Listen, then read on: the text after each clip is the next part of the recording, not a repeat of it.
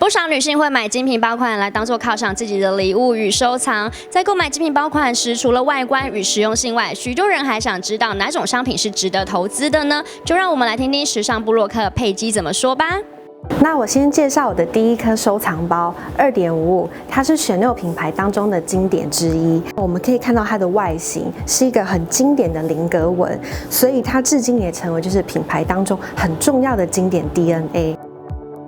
那这一颗也是Chanel里面的非常经典中之一的包款，你可以看到它跟2.55比起来是比较就是刚烈，然后是比较就是方正的。那其实它的灵感来自于就是 Coco Chanel 年轻时使用的狩猎弹夹。那一般来说 ，Boy 的包款呢，它是以正常的皮革包覆。那我自己收藏的这一颗是比较特殊的鱼皮系列。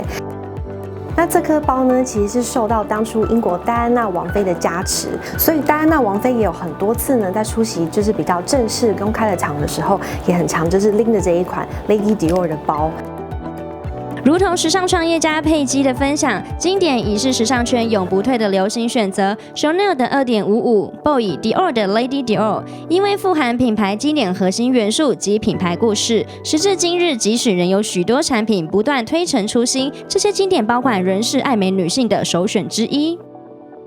除了经典包款之外，对爱美女性来说，年轻肌肤更是永不退流行的投资。在医美的疗程选择上，也有一款来自欧洲、席卷全球超过20年的经典胶原蛋白增生剂品牌。针对老化的过程中，我们常会发现皮肤会有凹陷、松弛、皱纹的一个情形发生。它其实最主要原因就是胶原蛋白流失。童颜针有一个法式高端的一个胶原蛋白科技，去除掉不必要的右旋的部分，然后纯化出能够胶原蛋白增生效果最好的左旋的部分，然后制成一个聚左旋乳酸的一个青春微粒，它可以有效增生6倍的胶原蛋白，那可以弥补脸部流失的胶原蛋白，然后对抗老化。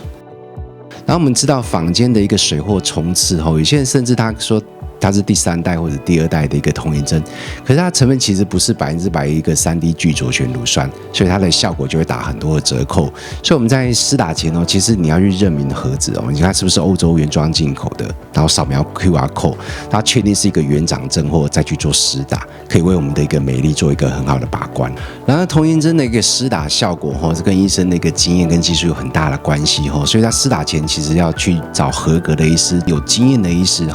然后术前要经过一个完整的一个沟通，才可以得到一个最好的一个治疗的效果。